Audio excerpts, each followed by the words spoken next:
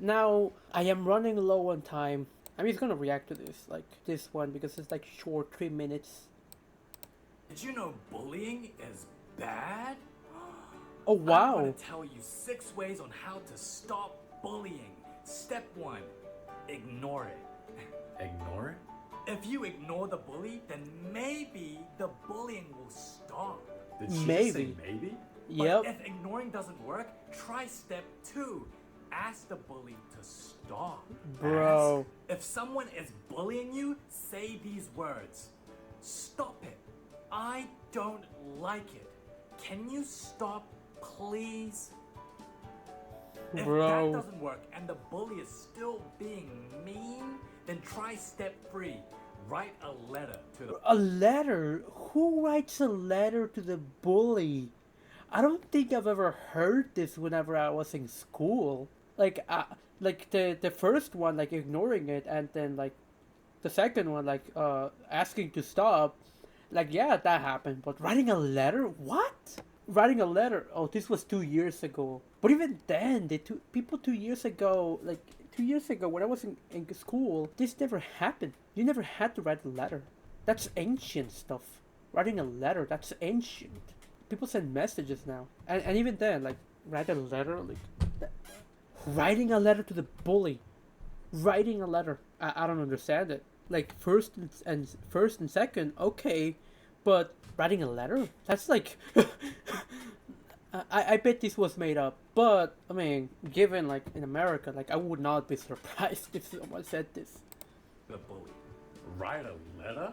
Hey, at the playground today, you called me fatty, and it made me really upset. Fatty, of course, of course. When it comes to bullying, I thought we meant something like, oh, like punching you or like annoying you, like grabbing your backpack and being physical with you. Bro, being called a fatty, like that's nothing. Said. So from now on, I don't want you to do it again. And how's that gonna stop bullying? What was that? You really think that's gonna stop bullying? I hope so. Hope And if it so. doesn't? I'm glad you asked that. Then step 4, ask a friend that saw the bullying happen to help. The friend's gonna beat them up. The friend's gonna beat the bully up. That's the help. What if you have no friends? What? But that's the one true thing. Bullies usually target lonely kids because lonely kids don't have anyone to rely on, and if they're introverted, they would not even ask the teacher for help. Usually people that are picked on have no friends. Then what do you do? Then step 5, tell a teacher or adult. And here's the thing: even when you tell a teacher or adult you trust at school, like even when that happens, the teacher or the adult will not do anything because a they'll join in on the bullying. Like if I was a teacher and there's a kid complaining about being called fatty, I'm just gonna say, well, that's because you're fat. You don't want to get called fatty, then don't be fat. Go be active. Go run 100 laps. But either that would happen, or the teacher would just simply ignore you and like, because they're not paid enough to handle this issue, and so they will not do it. That's what they won't do it. Or they have a preferential bias towards the bully because the bully happens to be I don't know, like either like a super popular kid or the teacher's pet, or it's just very smart and the teacher just has a preferential bias towards the bully because they get along with the bully. That's probably that could happen. Like I mean, it happens on series and shows and movies. It could happen in real life too. You trust at school. And what if they didn't do anything and the bullying gets worse? Then last step, ask your parents to tell the headmaster. The parents will tell the headmaster even when you don't want your parents to tell the headmaster. Basically, the principal. The parents will still tell the principal even when you don't want your parents talking about it. But the principal probably will do the exact same thing that the teachers did, nothing, or join in. What if your parents can't speak English? And that's true. Some parents just can't speak English. So like yeah, unless you're in an area where like you have like translators, you're gonna have a rough time. Whatever happened to standing up for yourself against bullying? No, we don't encourage that. Yeah, that's the thing. That's the one thing. You cannot stand up for yourself. You cannot defend yourself.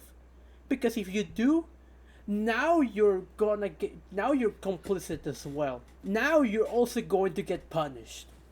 Now you're gonna have your like citizenship record go from an O of outstanding to like somewhere lower. That's what would happen. It's kind of like living in a third world country.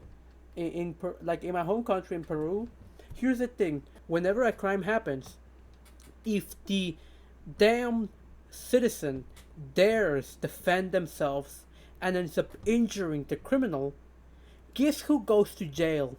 Not the criminal, the damn citizen for hurting the criminal. Why? Because human rights. Yeah, in third world countries, human rights are a scam. They are.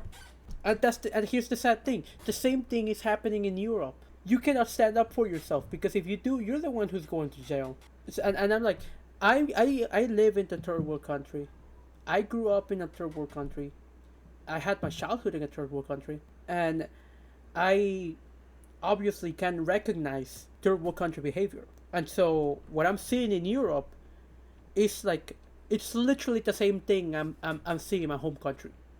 The only difference is that the place just looks a bit more pretty.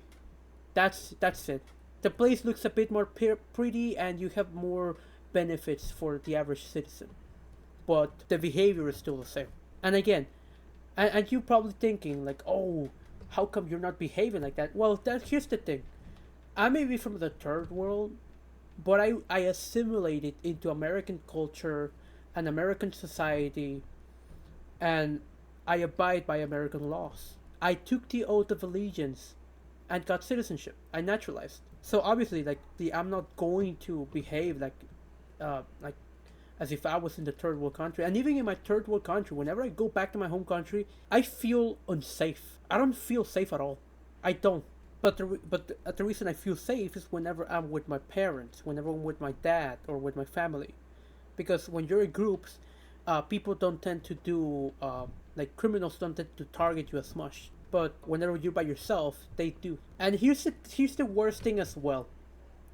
How is it that in Peru you have guns be so limited, like it's so hard to get a gun legally, like you have to go through all so many processes, and then the thing with the gun is that not only is it expensive to get the license, therefore like you basically cuck poor people, because poor people are usually the target of crimes, and then two, you have a corrupt justice system or a biased justice system that basically prioritizes the criminal over the victim. And so and guess what, most of these criminals, there are mainly like Venezuelans or Colombians in Peru. They get guns through the black market. Meanwhile, citizens can't really get guns through like legal means. Like, so it's not even like Europe, where for example, like in Europe, owning guns is pretty much illegal, but you can get knives and everything. But at the very least, like you can defend yourself with a knife. But in my home country in Peru, you can really defend yourself, because even though owning guns is illegal, the criminal somehow manages to get one. So that's why like I complain about these issues, and I'm gonna complain about it more, because obviously like I don't like the idea that every person from the third world is going to behave like as if they were from the third world. No, they won't. They will behave according to how the society functions. If society is allowing bad behavior, they will behave like the bad behavior. And even then, behavior is all about, it's a custom, it's a habit. People will adapt if they have to. Like for example, in the United States, you have to adapt to the American culture and society if you want to be able to live comfortably. Otherwise, you're gonna have a bad time. Meanwhile, in Europe, you see people behaving as if they were in third world countries, and the reason as to why they don't try to assimilate is because the government doesn't really force them to. That's why. And it's the same thing in Japan with the tourists from like America and like the West. Like in Japan, you have plenty of people behaving as if they were in America, but the reason as to why they still behave is because the Japanese government doesn't force them to assimilate into the Japanese culture. So it's all about government competence. I don't like the idea that all persons from third world countries are going to import their bad behavior and bad customs. No, they won't. They want, if the government does not allow them, they won't. Because if you hurt the bully, then their parents can file a complaint and you can end up getting suspended or expelled from school. So you're telling me I can get expelled for standing up? And here's the thing. The reason I care about this whole bullying thing is because I myself was the victim of it. And I was not called like words like fatso or fatty or four eyes. I wear glasses. I didn't get called any of that. The thing is that when I was in high school, at the boys' bathroom, I was like touched inappropriately by a fellow guy. And the reason as to why I didn't really stand up for myself was because I'm pretty much a loner.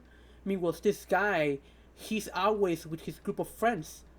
And so, if I did something, his friends could have done something to me. And obviously, I didn't really want to speak about it because I feared that this guys, they like his friends, would try to have some sort of revenge against me. So I was worried because I see because that same stuff happens in my home country, and the school doesn't do anything, and obviously in my home country, like they would usually beat you up as a group, as a gang, basically.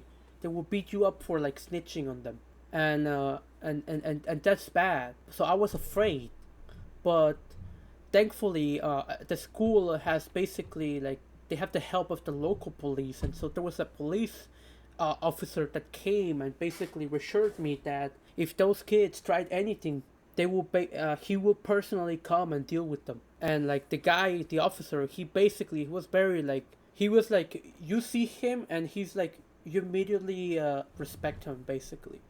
And so ever since then, I I basically respectful, and I I am supportive of the police because they really do their job. They really do help their communities. But yeah, but the fact that so that's the thing, like the cop actually stepped in, and ever since then I was never bothered by those by that kid and the fellow his fellow gangs, his fellow group of friends or whatever. Ever since then they stopped bothering me because the cop got involved. That's why.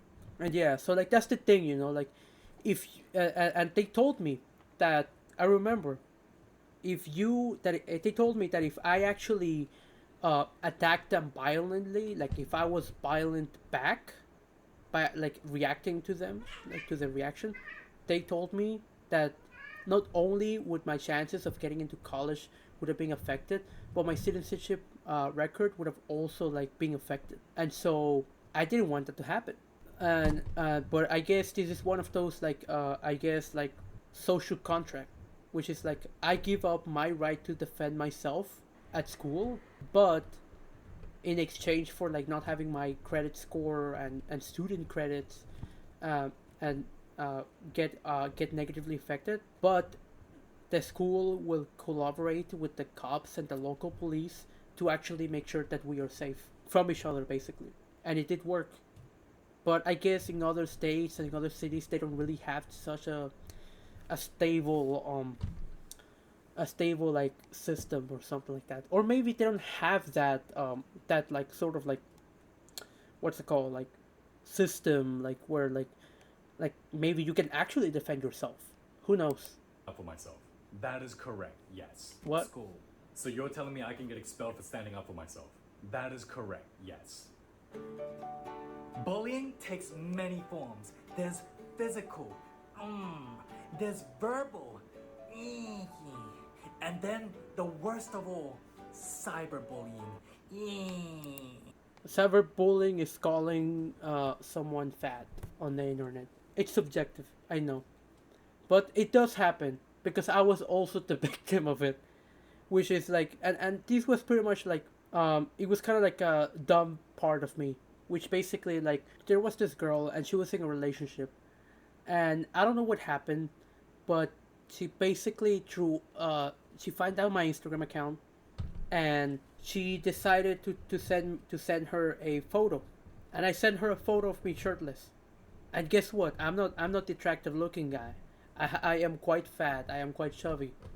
So what she did was use that picture and post it on an Instagram account that's basically like to make fun of all like ugly looking dudes, but from our high school basically. And I was one of them. Obviously, I was like, I was like, girl, I trusted you with my photo. Why did you do this to me? And so, and so like, that was the dumb part of me. Like I should have known. This girl is in a relationship, and probably the one messaging me wasn't even the girl. It was probably the boyfriend. So it was a dumb mistake. But that's part of cyberbullying, because cyberbullying, like, it is real, but like you have to be objective about it. Like simple comments that just make fun of you, they're like, they will always exist.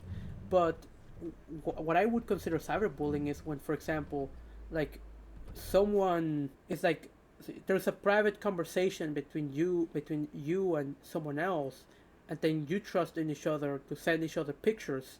They're not really inappropriate pictures, but they're just like pictures of you in like goofy scenarios, and you decide to post that in public, and then post that in public against the other person's consent, and then what happens is basically people just decide to harass the person over it. That I would consider cyberbullying.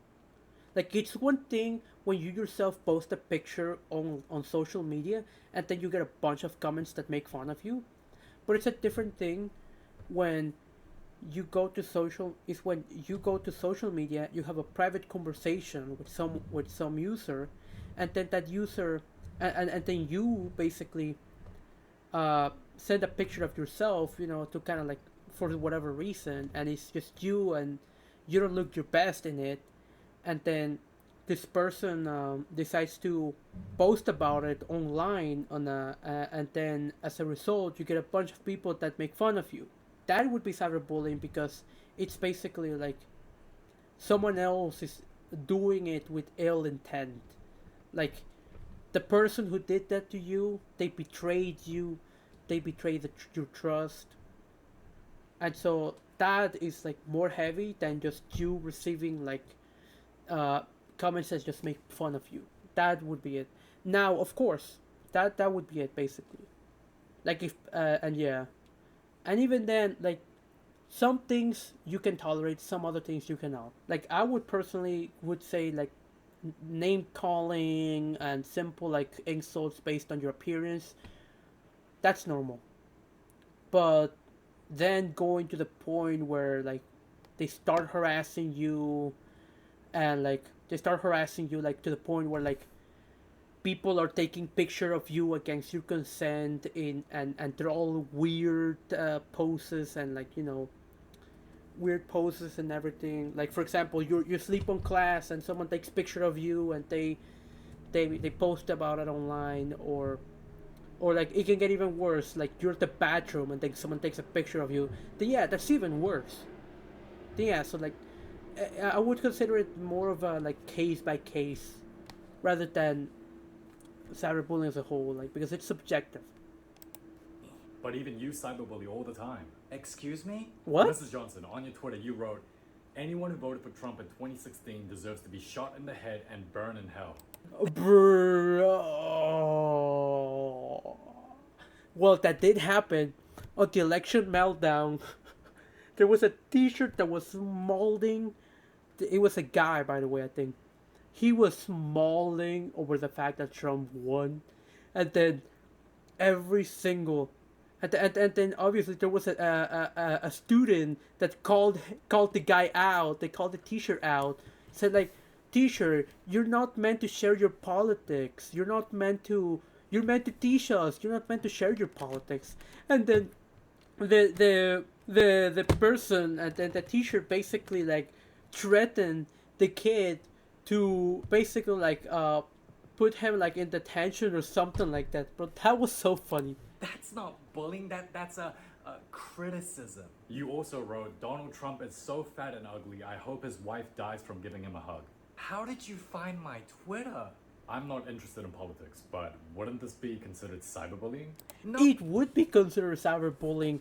You claiming that people should die for something, that's basically like a death threat, but because it's so general, it usually isn't considered one. But that would fall under cyberbullying. That would be falling under cyberbullying. And then It's so fat and ugly, I hope his wife dies from giving him a hug. I think that would also be cyberbullying because all you really have to change is Trump and Melania for some random kid and his girlfriend. Like for example, you have Heather here complaining, and then you have Mia, that's the victim, And so Heather complains about Mia and says, Mia is so fat and ugly, which is exaggerated, of course. Mia isn't fat. Mia is actually pretty. But says Mia is so fat and ugly.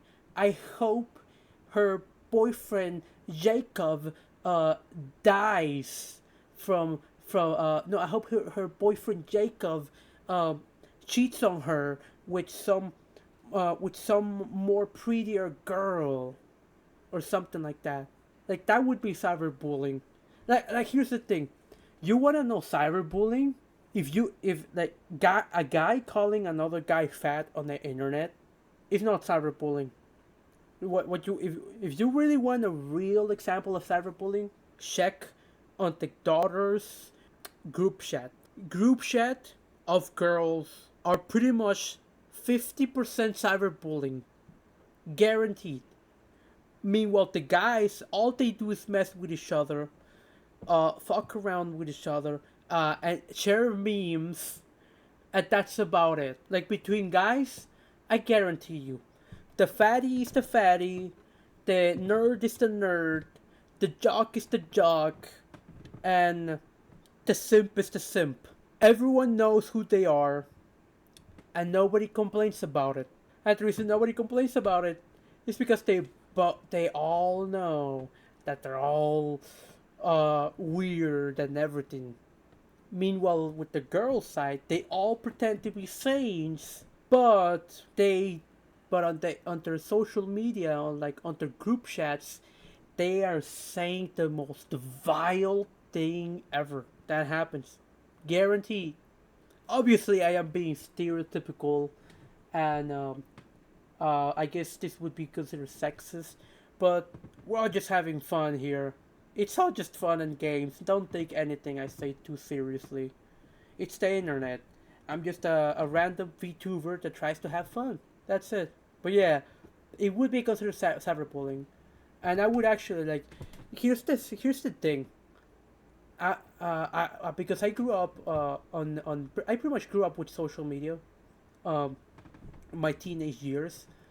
I'm like, I'm seeing pretty much the most trivial comment get labeled as cyberbullying that at this point I don't know what is cyberbullying.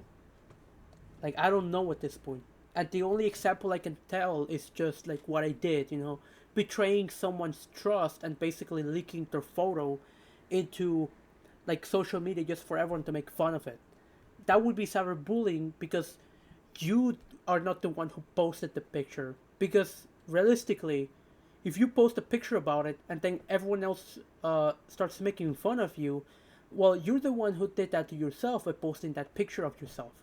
But when someone else posts a picture of yourself, then you're not to blame because you didn't consent to this. Someone else betrayed your trust or straight up took a picture of you without you even knowing it, and now people make fun of you. So that's like different circumstances. That's like the best case I can understand cyberbullying. How did you find my Twitter? I'm not interested in politics, but wouldn't this be considered cyberbullying? No, that's different. It's not the same. So you're saying some people deserve to be bullied and that's okay? No. Gathered us in an assembly to preach about stopping bullying, but don't teachers backstab and gossip? They do gossip about kids. They do. I bet you they do. Especially about the weirdo lonely kids. I bet they do. You see, I bet that guy is gonna be one of the school shooters. I guarantee you. I'm sure that's what they're doing. They're probably messing around with each other. But here's the thing. Nobody has a problem with you gossiping and anything. The problem is when you try to preach about it. You know, being hypocritical. Yeah, people don't care that you're talking shit about some kid or some student because he probably like you hate the student because the student always tries to play smart with you. Like we get it, right? But don't try to preach us like you're some saint. Gossip about kids and other teachers during lunch break? How does he know that? So, if anything, aren't you a bully? Detention. What?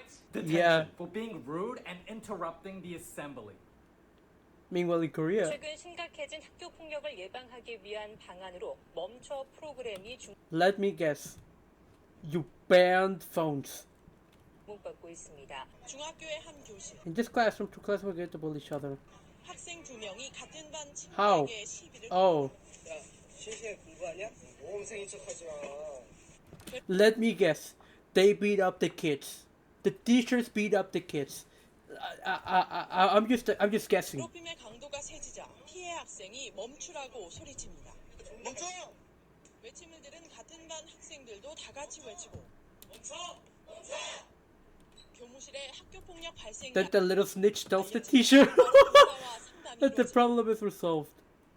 You see, that's the thing.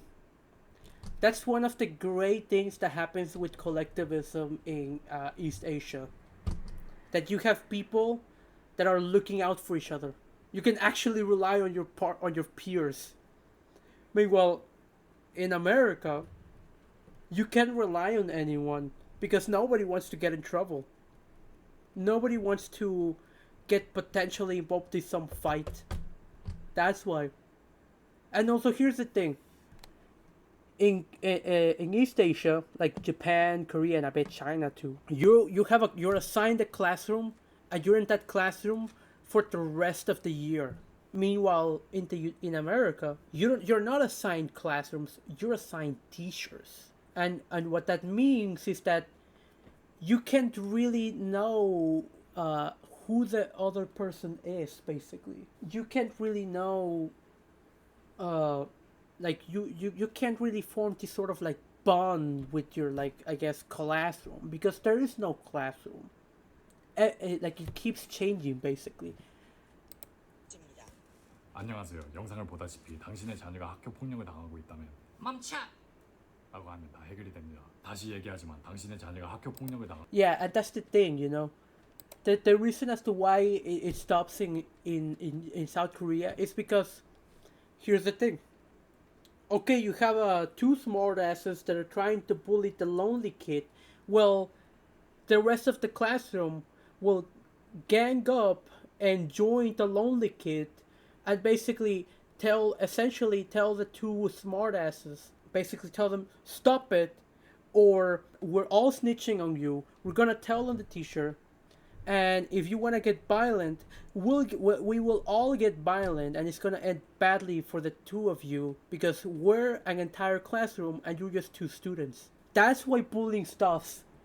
It's because you show a greater force of camaraderie. You basically show you're the bigger gang.